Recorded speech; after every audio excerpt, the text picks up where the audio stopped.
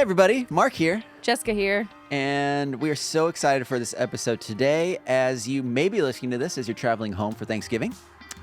We just hope that you're traveling safely. Yes. And just have a really fun time listening to the closeout of our series.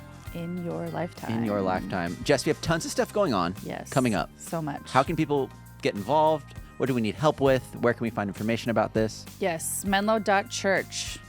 Go there. Okay. There's stuff.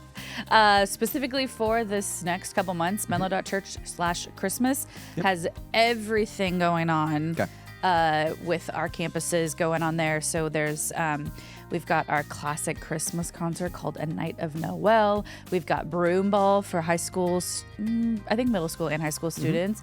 We've got a family movie night at each campus. Wow. We've got volunteer opportunities for Help One Child and Menlo Serves. You can volunteer on at our Christmas Eve services. And probably for any of those events too. And for any of those events, if you want to do Broom Ball at like 11 p.m. So fun. on a Saturday night, honestly though, it is going to be a highlight of your life because it is so fun. Don't fall, because if you're older than 30, you will be in pain for a couple days. But That's so funny. I grew up like doing Broom Ball at camp and with my high school, and so it's like so sweet. It's such a fun time. Here's maybe a dumb question. Yeah. Is broom ball on ice? It depends. It can be Oh, it both. can be? Okay. Yeah. So it's usually like on a ice rink. Okay. And you wear shoes. Sounds And you terrifying. like how I usually play it was like there's a special like not a hockey stick. I don't even know what you would call it. A broom? No, it wasn't even a broom. It was like had a rubber end. Oh. But then you have an actual ball instead of Got a it. puck, and you play hockey kind of that way. But I've also played it on carpet, and I've also played it with brooms. So Okay. it just depends on where you go. Cool. Well, thanks so much. We're excited. If you want to get involved at all, you can text our team, 650-600-0402, for any of the online stuff that we have going on here. Yes.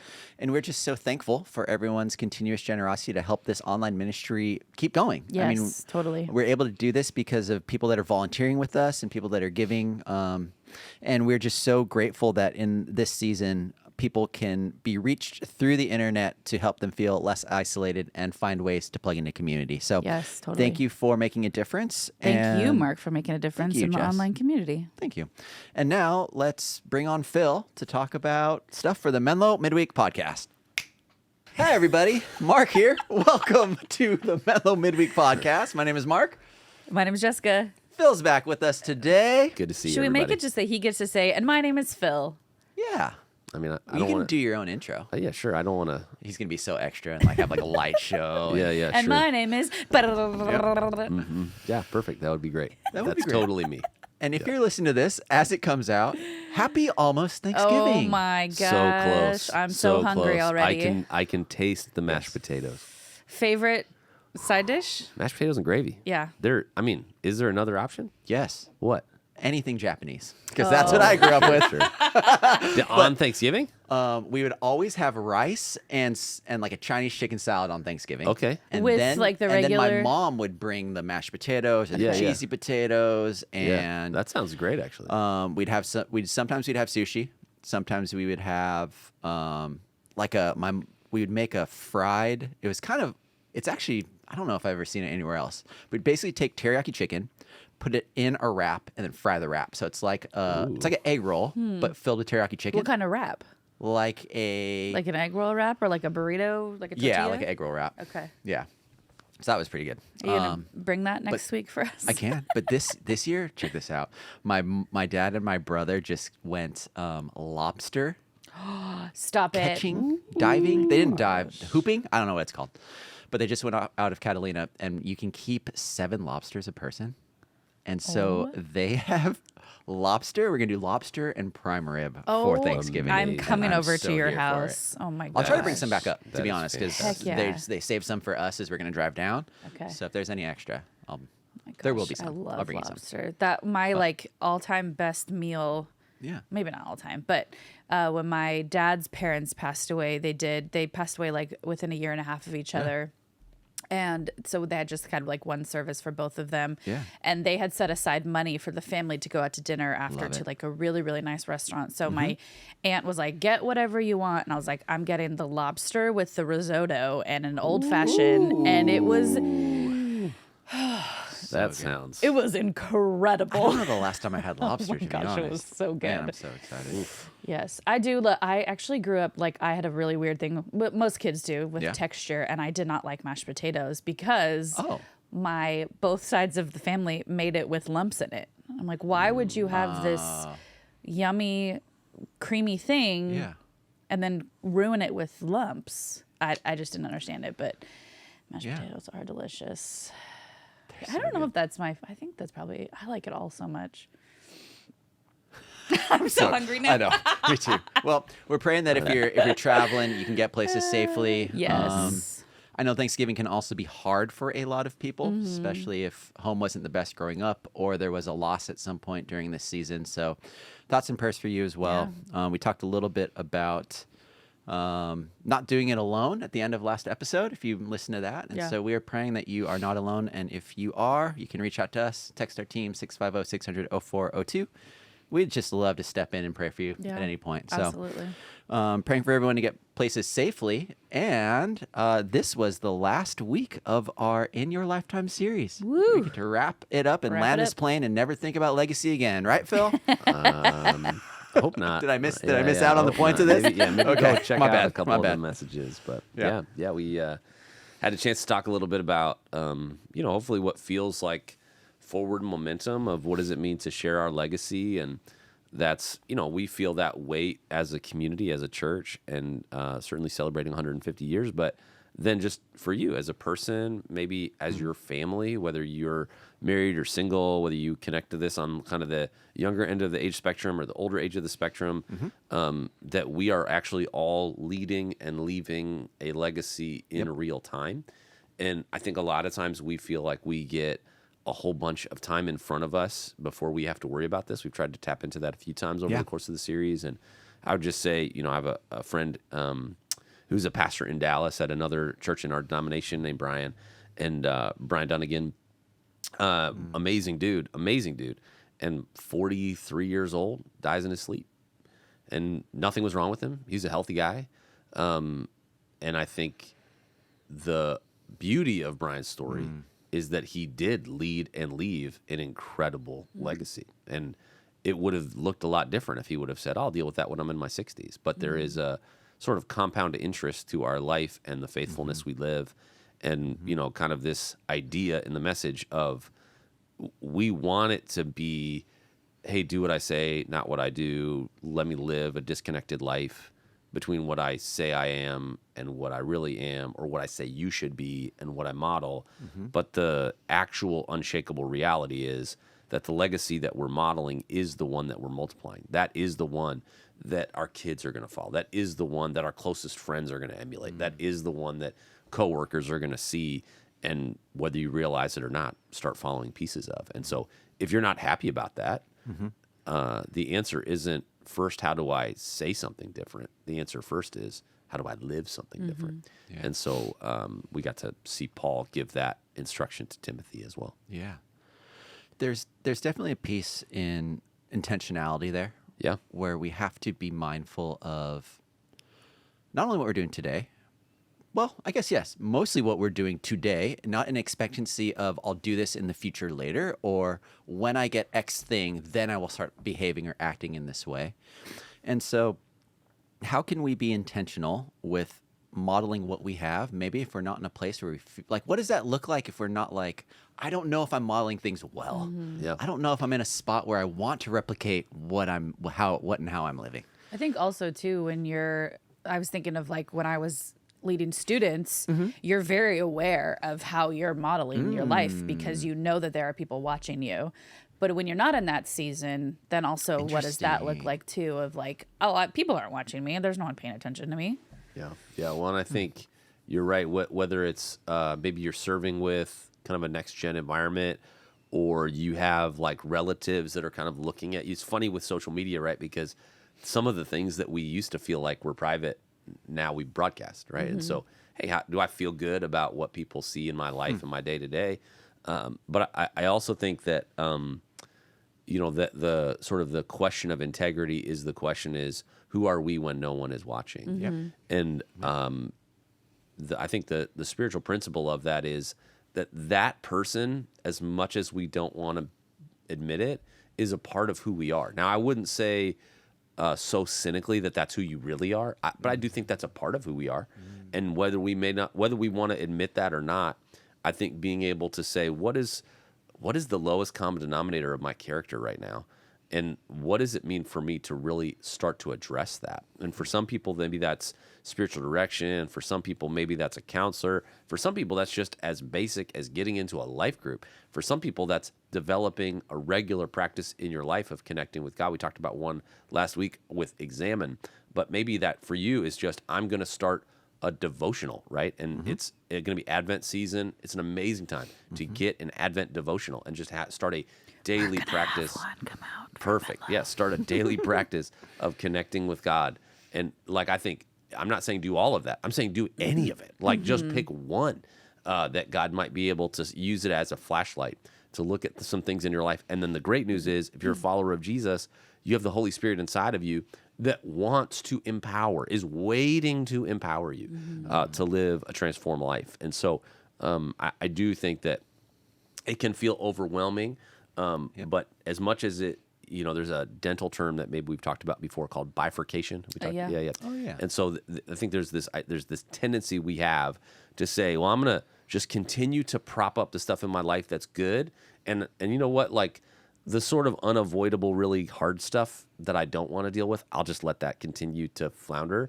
But the bad stuff will eventually infect the good stuff. And so if you're not dealing with that at all, it's just a matter of time, right? The text says, be sure your sin will find you out. That's not saying God's waiting to drop the dime on you. It's saying like, it's going to leak. There's no way you can keep it compartmentalized, and you don't have to. And so I would say whatever it looks like to bring light and life to where there is death and darkness in your life, I think I think Advent is a great season to be thinking about and processing that. And as we do that, the legacy that we lead and the legacy that we leave behind, I think matches what Paul talked to Timothy about when he says, hey, I gave you an example. Here's what I want you to do. I want you to take that example. I want you to give it to other people who will be faithful to share it also. This idea of legacy replication is inherent in what we're all doing here. And if we're not intentional about it, we'll just keep coasting. And I think that you'll look back on your life and there's lots of personal achievements, lots of accomplishments, lots of leisure that you will have been glad to do, but no one is going to go, man, I wish I would have spent less time investing in the next generation. I wish I would have spent less time being intentional about the life that I modeled, because now I see people that are following that pattern. And you know what? I think I just overdid it. Like I just don't think that's I don't think that's what we can expect in the later years of our life. Yeah.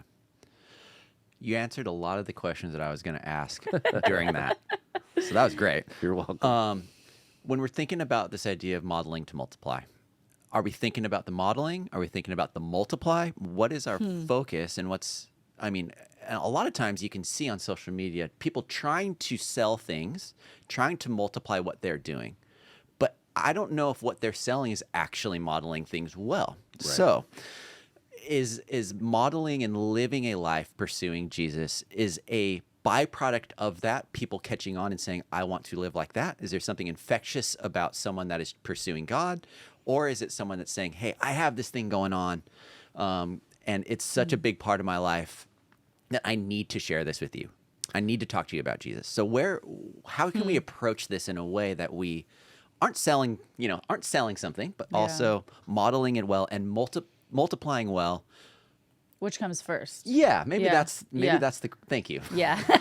Let me summarize. The chicken or the egg? Yeah, I think that's a great question. I think modeling certainly comes first. Okay. But you're never going to be perfect, right? So it's not like, let me get the model right, and then once that's good, we start shipping them out. It's always a moving target, because every season of our life, is going to bring new challenges of what modeling really means, what it means to model following Jesus well. I met with a high school student last week, and great young man. He's a senior in high school, mature beyond his years by a lot. But if I dropped him in at 25, he's not ready for 25. Senior in high school. He doesn't have to be. He has to be ready for today. And so I think that modeling is a little bit of a moving target, right? We get ready for the next season by walking faithfully in this one. And the more seasons we don't walk faithfully in, the more ground it feels like we have to make up when we finally go, all right, Lord, I'm ready. Let's retune some things in my life. But I also think that there's that line, preach the gospel always, and when necessary, use words. It's always necessary to use words. Nobody's going to look at you drinking wine responsibly and be like, "Oh, I'm ready to give my life to Jesus. Let's go." Like, I don't know. That cut happened yourself to me off after before. one glass. right? Like, oh my goodness. Wow. Wait, you I skipped, did last you night. skipped Wow. that part of the movie because it was oh my goodness. Tell me more about Jesus. I did stop at one glass last night, by the way. Great job. So if anybody Great. needs to come to Jesus, Way to let me go. know. Yeah. Great job. But I think that there's just something really important about understanding that we can't wait till we're perfect before we communicate what it is. But I think so much of it is about our motivation, right? I think about the people that modeled following Jesus well for me, not perfectly, but modeled following Jesus well for me as a kid. And there was nothing in it for them. There was nothing in it for them. They didn't get a check. It was just like, hey, I've experienced the person of Jesus in my life, and as imperfect as my pursuit of him is, it's sincere, and I want you to see it, and I want to explain how this can be true in your life as well.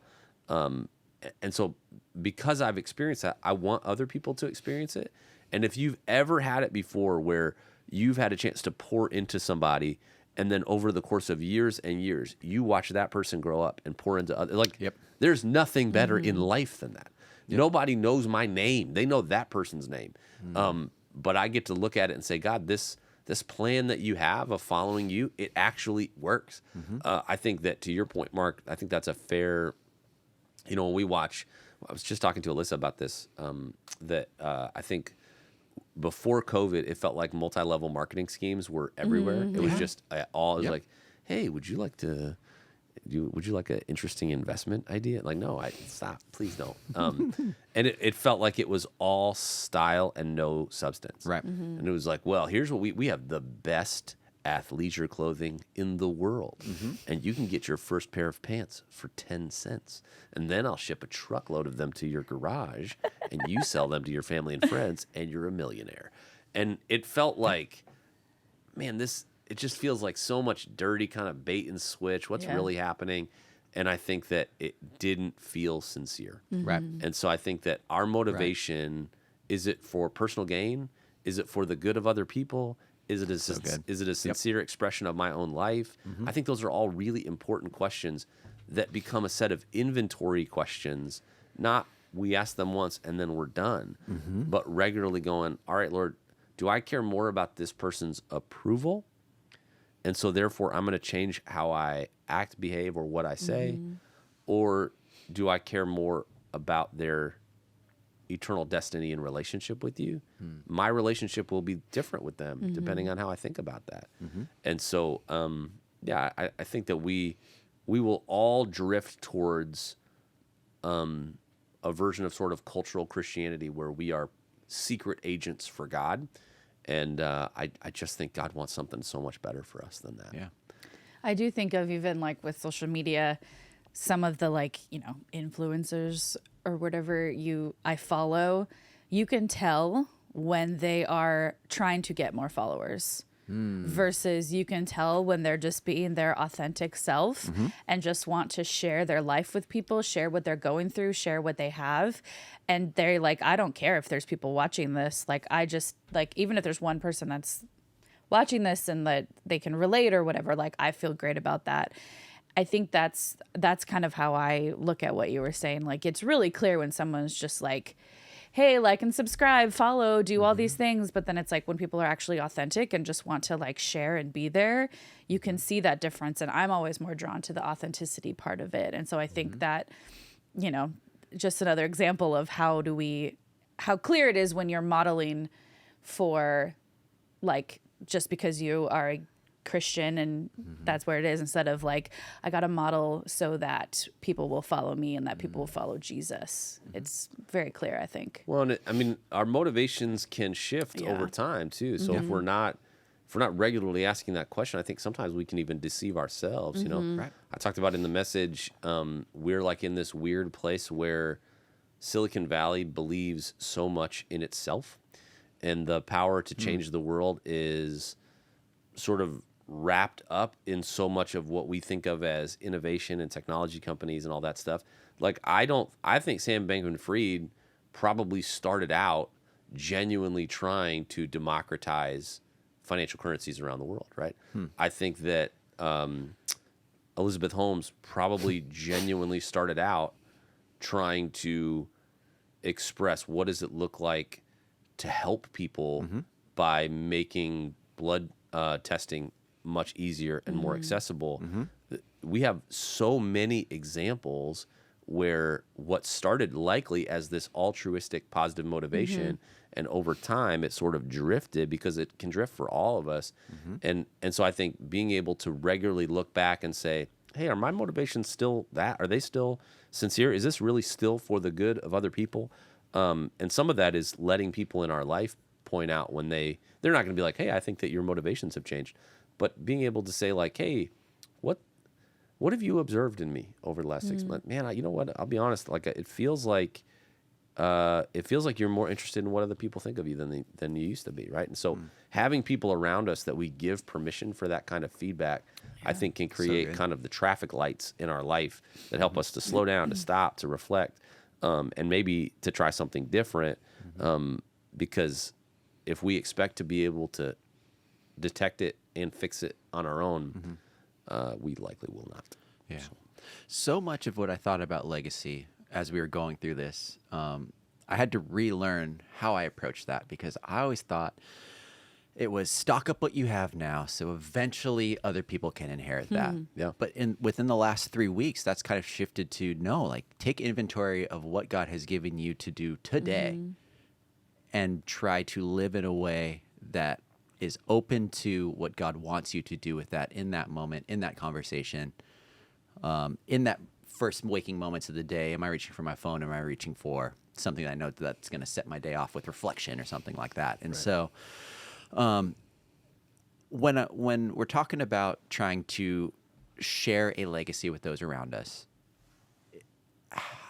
how can we, as people that are maybe on different places with God, places with ourselves, different places in life stages, how can we be sure that we want to leave a legacy? Meaning, how can I try to ask this? I don't know. Do I need to be at a certain place to leave a legacy? I mean, I think you probably need to be at a certain place to leave a good legacy, but you will leave a legacy. I mean, all of us will leave a legacy. It's funny that you juxtapose the way you thought about legacy, which is the way I think a lot of people think about it, inheritance, right? Versus the way we framed legacy. Because when we look at some of the richest people in the world 100 years ago, what they were doing is they were multiplying who they were, right? Like they were wildly successful maybe in certain areas of their life, but their character was really fractured. And so oftentimes they would leave a bunch of money to their kids who would squander all of it. And so you didn't see very many, intergenerational, multi-generational, wildly successful national level things, because the kids were a reflection of the character that they saw in their parents. They had gotten an inheritance financially, but they had not gotten a moral vision. They had not gotten an inheritance in their character that was going to help them live that out. Also, the first generation, their character, they sort of had time to grow into that wealth and what to do with it. The next generation didn't. And so, it's funny to think about it now. You see more and more really, really wealthy people who I would say are sort of learning this lesson a little bit, and they're not just giving their kids all of their stuff. They're going, oh, I'm gonna actually donate a whole lot of it. My kids don't need it; they have what they need, or I'm gonna give them something small that will help them in life, but too much I know won't, right? And so this idea of like, how can I just leave my kids more and better than what I had? I think sometimes that can be counterproductive, and it undermines, I think, the better question of, if I thought about material inheritance and moral inheritance, and I could only leave my kids with one, which one would I choose? That's good. Because the truth is, you're going to leave them a piece of both. Yep. But if we don't think about this sort of moral inheritance, this center of gravity for my soul, if we don't fill in the blank, culture and society will. And I promise you don't want the next generation, whether that's you have kids or that's just people that you've invested in for your life, you don't want that to be the vision that they have for their life. It is not a life-giving vision. Yeah. Man, that's good. Was that Yep. what you're trying to ask? Yeah, I think so. I think I was trying to sort out a lot of thoughts at the same time. Yeah.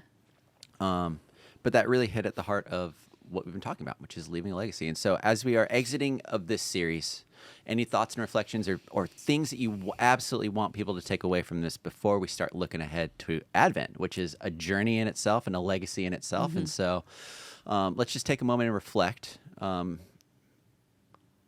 Legacy in your lifetime. Yeah, I think that it is easy. I played football when I was young, and there's a line when you play quarterback that when you're quarterback, you get more credit than you deserve when you win, and you get more blame than you deserve when you lose. And I think that at a place like Menlo, it's easy in a moment like this for this moment of leadership to take more credit than we deserve for the last 150 years. We are an important piece of a story, but we're just a piece.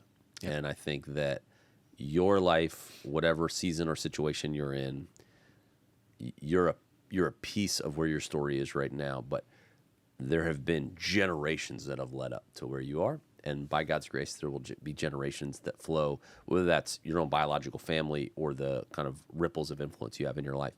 And so I think just understanding the inevitability of that legacy and the introspection necessary to be intentional with that legacy, I think that it is really, really easy to forget it. And culture will regularly say, that's a for later problem. Don't worry about it now. Just go live your life, do whatever you want. And, we didn't really go into Ecclesiastes in this series, but we've been in it a little bit this fall. And I think that society is so consumed with us chasing after the wind. In America, we use the phrase, the pursuit of happiness. It's not the acquisition of happiness. It's the pursuit of it. We're the dog chasing the car. We wouldn't know what to do with it if we got it. And so being able to step back and say, oh, as much as culture just wants me to run and consume, run and experience, run and consume, there is a steadiness that God is calling me to live in my life. And it doesn't mean you can't be you. Do all the fun things. Have a great time. But not at the expense of influencing people and letting God influence you in a way that's going to give you meaningful life now and forever. I feel like there were kind of two through lines for this series, and pretty much your life and being a follower of Jesus, this is what should be in your life, is examine, being able to say, am I leaving a good legacy? Am I living a good life? Am I being moral? If people are watching me, is this a good place to be? And then community, of having people surrounding you who are speaking into your life and saying, hey, you're not. You're not at where you're supposed to be. You're not leaving a good legacy, and loving you and helping you see where you're failing and where you're thriving and that kind of stuff. And both of those, I think, come back to just being really self-aware also, and just being like knowing that you need one or the other or both in your life. And so you mentioned it last week a little bit about like spiritual direction or therapy, or I know that I used to really struggle with self-awareness, and I just kind of, as an Enneagram 7, just lived on the surface and was just like, we don't need to go down and like figure out what's going on. We're fine. But through therapy and just lots of conversations with friends, just learning how to really dig in and understand that there is so much going on down there under the surface that's so much deeper, and really connecting with God and like, what does that look like in my life to let other people speak into my life and to let God speak into my life using the prayer of Examine. So text us if you need suggestions on any of that. We've got some awesome resources on our web and ways to get connected to different people who can help you, and get in a life group if you're not already. There's tons of opportunities to get connected to people. Yeah, and I think too, I think those are great call outs. I think that, Paul, he uses this metaphor in the passage from this message. He says, he gives 3 metaphors.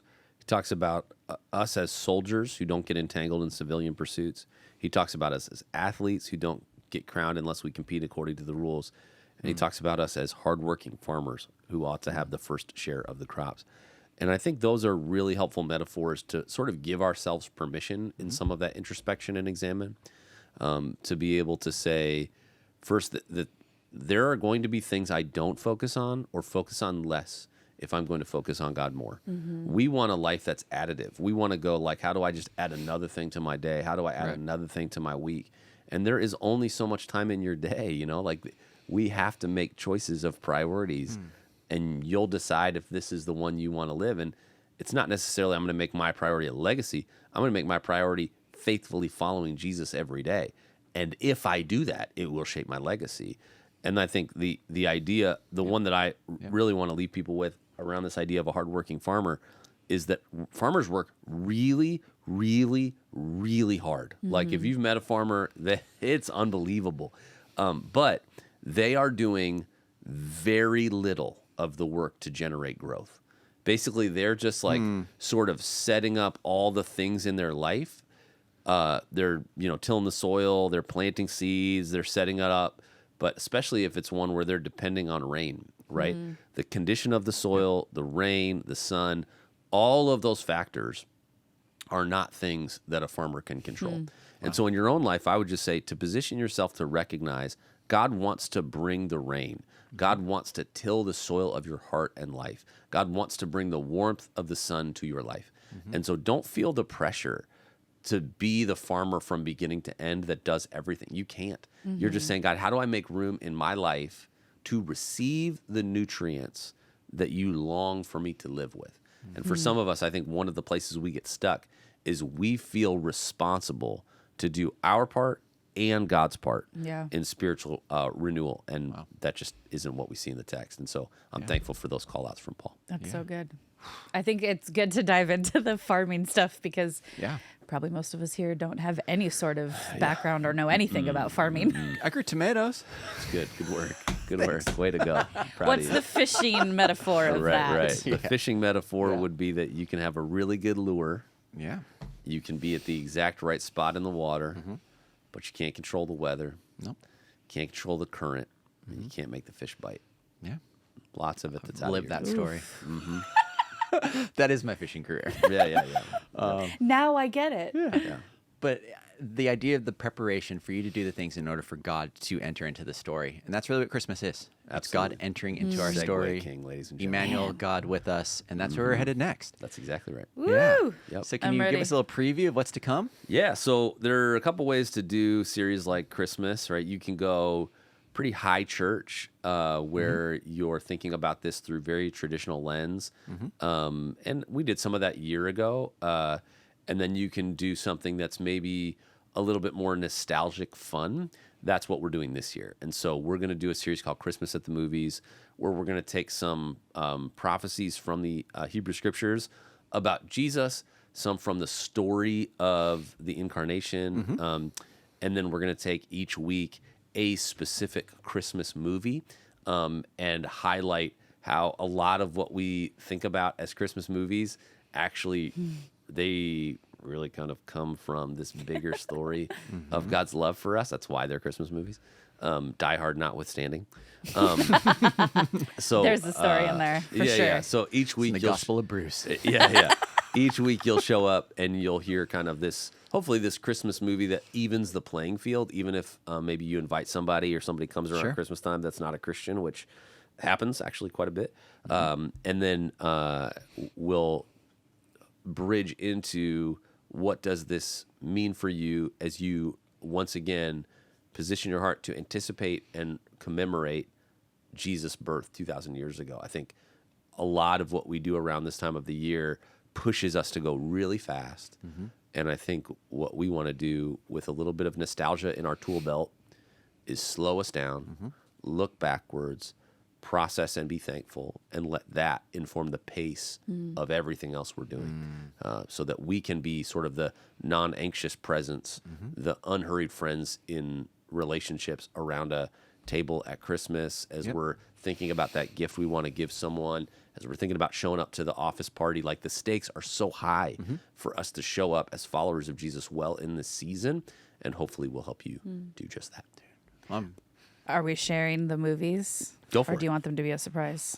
I kind of want them to be a surprise. Let's do it. Let's leave it.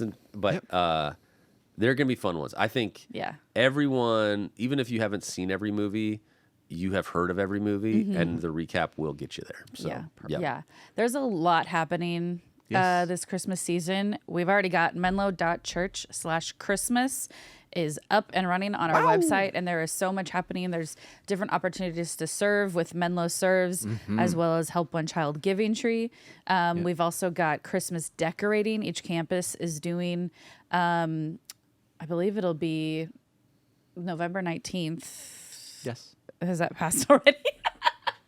No. Yeah, the Sunday after Thanksgiving. No, that's the 29th. that's wrong. So never Yeah. mind. I'm going to stop talking.